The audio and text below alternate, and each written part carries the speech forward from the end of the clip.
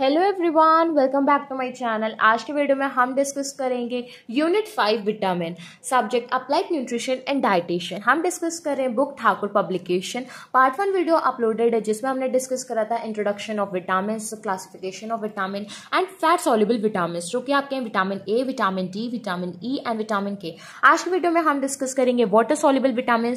Water soluble vitamin आपके vitamin C and vitamin B. So without wasting our time, let us start. Water soluble vitamin में आपको clear है कि आपके vitamin B and vitamin C आते हैं। Vitamin B, जिस विटामिन बी में आपके फर्दर क्लासिफिकेशन होता है विटामिन B1, जिसका केमिकल नेम है थायमीन। इसको हम लोग एंटी बेरीबेरी विटामिन कहते हैं। बेरीबेरी एक डिजीज है जो कि विटामिन B1 डेफिशिएंसी से हो सकती है, इसीलिए एंटी मतलब कि जब आप विटामिन B1 का कंजप्शन करेंगे तो ये आपको डिजीज नहीं होगी। साथ ही साथ इसको हम लोग एंटी न्यूरेटिक विटामिन भी कहते हैं, और ये इसका मेन रोल किसमें रहता है? मसल्स कॉन्ट्रैक्शन और नर्व सिग्नल ट्रांसमिशन में। एनर्जी रिलीज करता है फूड से। ये आपके एपेटाइट को प्रमोट करता है, इसीलिए कभी भी कोई प्रॉब्लम होती है तो हम लोग बी कॉम्प्लेक्सेस बहुत जल्दी विटामिन देते, कहते नहीं कि आपको विटामिन जल्दी लेना है या फिर विटामिन बी कॉम्प्लेक्स लेना है, जिससे आपकी जो एपेटाइट होती है वो इंप्रूव होती है। डाइटरी सोर्स क्या है? Rice bran, wheat bran, whole grains, nuts, आपके जर्मिनेटिंग सीड्स जिसको हम लोग कहते हैं अंकुरित, उसके बाद में pulses, beans, lentils, yeast, liver, eggs, तो ये आपके डाइटरी सोर्सेज हैं। आपके daily requirements it's totally depend upon you कि आप उसको लर्न कर पा रहे हो सबको अच्छे से, तभी आपको मेंशन नहीं करना है। नहीं कर पा रहे हो तो आप इसको स्किप भी कर सकते हो। वैसे इसका अगर मैं बात करूँ तो 1.5 mg पर डे रहता है।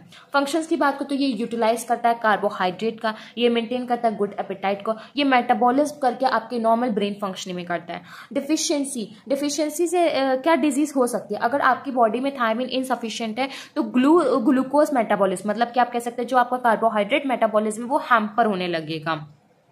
जबकि स्केलेटन मसल्स हैं वो सही से आपका कॉन्ट्रैक्शन मतलब मूवमेंट नहीं कर पाएंगे, जिससे लेस अफेक्टेड रहता है। और आपको एनोरेक्सिया मतलब कि लॉस ऑफ एपेटाइट कंडीशन होगी, बेरी होगी।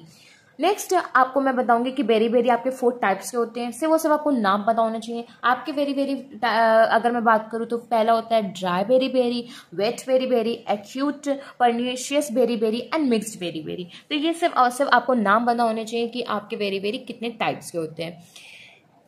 नेक्स्ट अगर मैं बात करूं, जब आप ओवर यूज कर लेते हो, ओवर यूज आप अब जब विटामिन B1 का करते हैं तो इससे आपका कोई भी प्रॉब्लम कॉज नहीं होता। ये इसका प्लस पॉइंट है और ये आपको याद रखना है।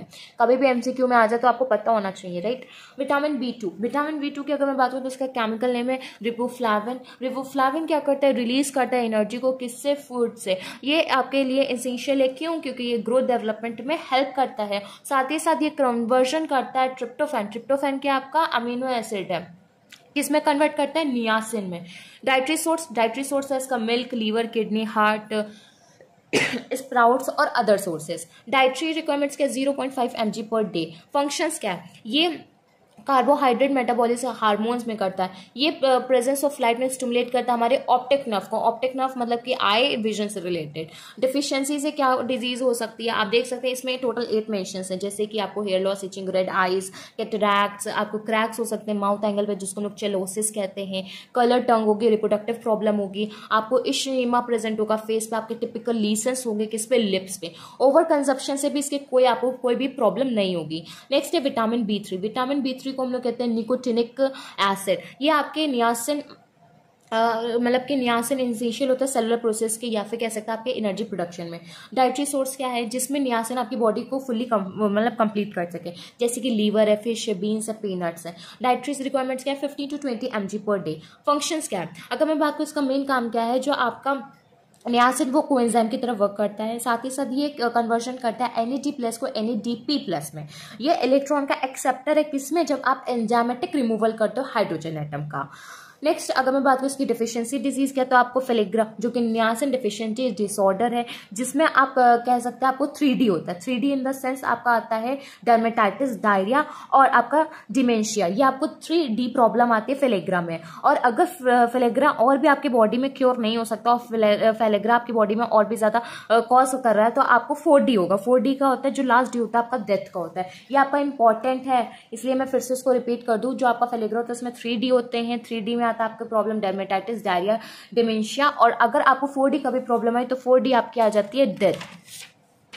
नेक्स्ट ओवर यूज आपका क्या हो सकता है, लीवर डैमेज हो सकता है, रैशेस हो सकता है और हाइपोटेंशन। नेक्स्ट हम डिस्कस करेंगे विटामिन B6 जिसको हम लोग कहते हैं पैराडॉक्सिन।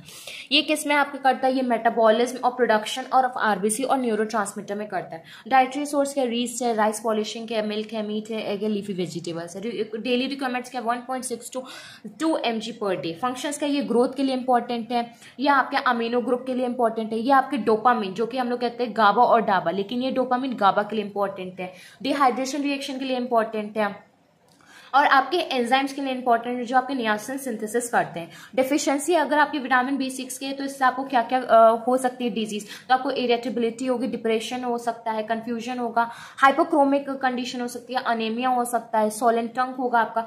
और साथ ही साथ अगर मैं बात करूँ ओवर यूज की, तब आपका विटामिन B6 का जब कंडक्शन मतलब जब कंजप्शन होता है तो वो ज़्यादा हो जाता है, तो ये कोई भी एडवर्स हेल्थ इफेक्ट आपके बॉडी में नहीं शो करता है। इसका हाई डोज जब सप्लीमेंट से हो जाता है तो ये कॉज करता है किसको, नर्व डैमेज को। सिंपल सी बात है, अगर आप नेचुरल सोर्सेज से विटामिन 6 लोगे तो आपकी बॉडी पे कोई एडवर्स इफेक्ट नहीं आएगा, लेकिन अगर आप कोई सप्लीमेंट ले रहे हो उसकी हाई डोज की, तो आपकी नर्व क्या हो सकती है, डैमेज हो सकती है। नेक्स्ट हम डिस्कस करेंगे विटामिन B5 जिसको हम लोग कहते हैं पैंथोनिक एसिड। ये आपकी किस में हेल्प करते हैं, एनर्जी प्रोडक्शन में करते हैं, हार्मोन फॉर्मेशन में करते हैं, मेटाबॉलिज्म में करते हैं। नेक्स्ट इसका डाइटरी सोर्स क्या है, जिसका डाइटरी सोर्स आप ऑल टाइप्स ऑफ फूड से ले सकते हैं, चाहे आप कोई भी फ्लोरा पे हो। नेक्स्ट फंक्शंस की अगर मैं बात करूँ तो ये कोएंजाइम में बहुत ज़्यादा आपके हेल्प करते हैं। कोएंजाइम ए के लिए सबसे बेनिफिशियल है, जैसे कि कोलेस्ट्रॉल सिंथेसिस के लिए, या फिर ऑक्सीडेशन ऑफ फैटी एसिड्स के, या फिर आपका सिट्रिक एसिड साइकिल हो। ये साथ ही साथ आपके इन्फेंट और चिल्ड्रन के लिए मोस्ट इंपॉर्टेंट है। Next deficiency disease.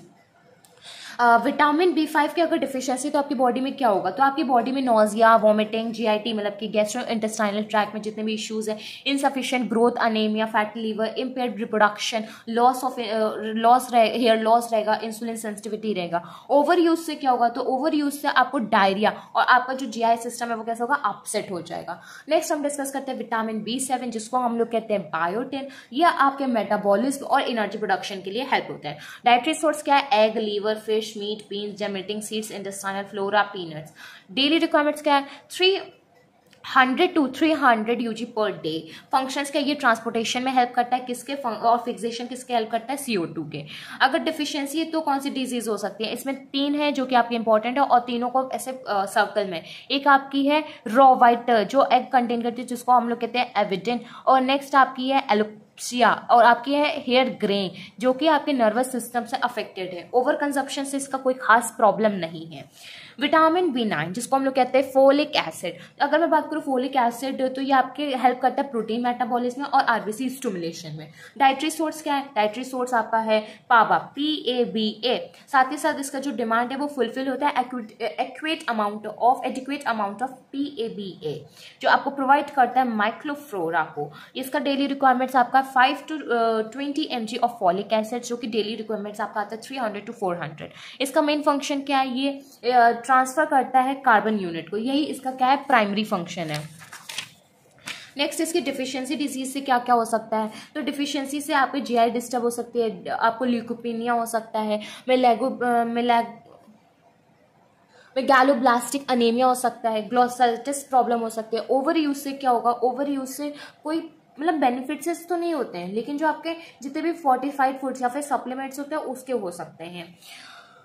नेक्स्ट आपका है विटामिन B12 जिसको हम लोग कहते हैं कोबालामीन। अगर मैं बात करूँ कोबालामीन की तो ये जेनेटिक मटेरियल में और आरबीसी प्रोडक्शन में आपका हेल्प करता है। डाइटरी सोर्स इसका क्या है, प्लांट्स नॉट एनिमल्स। इसका स्पेसिफिक माइक्रोब्स रहता है, हाउएवर लीवर, एग, मिल्क। और डाइटरी सोर्स क्या है, 5 UG पर डे।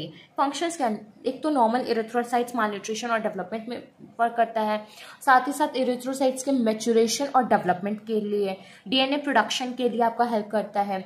डिफिशियंसी से क्या हो सकता है, सबसे पहले तो आपको ऐसे मेगालोब्लास्टिक अनेमिया हो सकता है। डिफिशियंसी से अनेमिया और न्यूरोलॉजिकल एबनॉर्मलिटीज हो सकते हैं। ओवर कंजप्शन से इसको आपको कोई भी प्रॉब्लम नहीं होगी। नेक्स्ट आपका है और लास्ट आपका है विटामिन C। विटामिन C को हम लोग कहते हैं एस्कॉर्बिक एसिड। एस्कॉर्बिक एसिड को हम लोग एंटी स्कॉर्ब्यूटिक एसिड भी कहते हैं, या फिर आप कह सकते हैं एंटी रेबीज या फिर anti cancer vitamin. Dietary source क्या आपको विटामिन C का पता है, सिट्रस फ्रूट्स होते हैं जैसे कि आपका grapes, Apple, papaya, guava. Vegetables में आपका आ जाएगा लेमन। और आपके विटामिन सी के रिच सप्लीमेंट्स भी अवेलेबल रहते हैं। डेली रिक्वायरमेंट्स क्या है, 30 mg per day for infants और 70 mg per day for adults.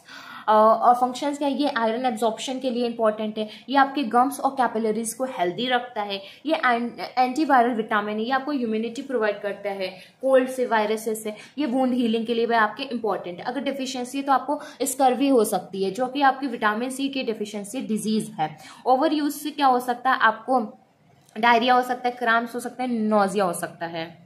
Over use hyper vitamin के का मेंशन है, बट हम लोग प्रीवियसली इसको डिस्कस कर चुके हैं।